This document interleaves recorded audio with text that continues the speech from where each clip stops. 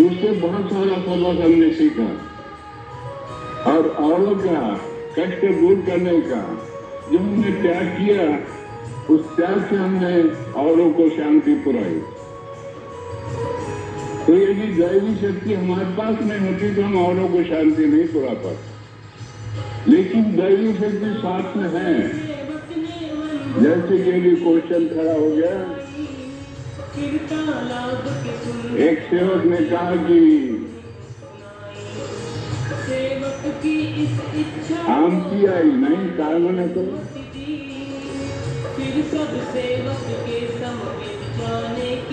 आम की आई इथं आहे। हा क्वेश्चन बरोबर नाही वाटला मला, कारण की ही वस्तू मी पाहत नाही।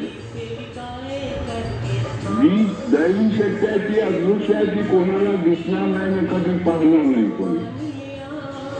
कोणीच पाहणार नाही आणि कोणीच पाहू शकणार नाही आणि मी नाही पाहिली नाही।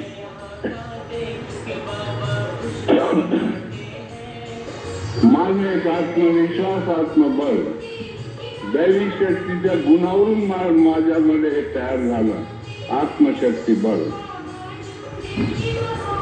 दैवी शक्तीची प्राप्ती केली, त्याचे गुण पाळले आणि गुणावरून माझं आत्मशक्ती बळ वाढलं आणि तोच बळ अनेकाच्या उपयोगी पडलं, अनेकाच्या कामी पडलं।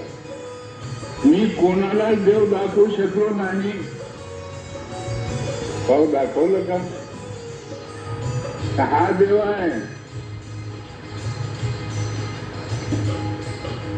मी देव नाही दाखवलं, पण देवाचे लक्षण मला माहित होते आणि आमची माणसाचे लक्षण मला माहित होते की आम्ही पहिले जुने लोक, आम्ही भावनेचे आहारी होतो, आमच्या मागे भूत फलित होते, त्याच्या मागे काय नाही तर आम्ही वाटतं तेवढा पैसा बर्बाद केला, हे सगळं आम्हाला माहित होतं।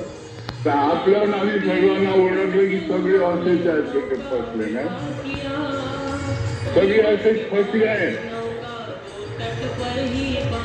तर आपल्याला